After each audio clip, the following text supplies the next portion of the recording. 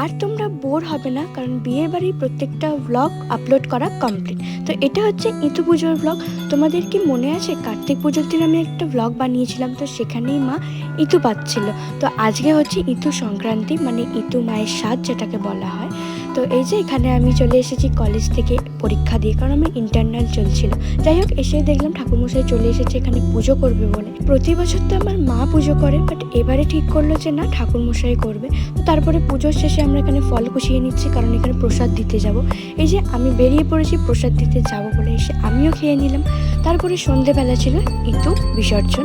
এই যে মা নিয়ে যাচ্ছে পুকুরে, আমাদেরই পুকুরে। তো এখানে আমার 2 স্টুডেন্ট এসেছিলো, ওদেরকেই বললাম যে চল সবাই মিলে ঠাকুর বিসর্জন করতে। হয়েছে ঠান্ডায় এরা ঘন্টা বাজাচ্ছে আর আমি লাইট দেখাচ্ছিলাম এবং ভিডিও করছিলাম।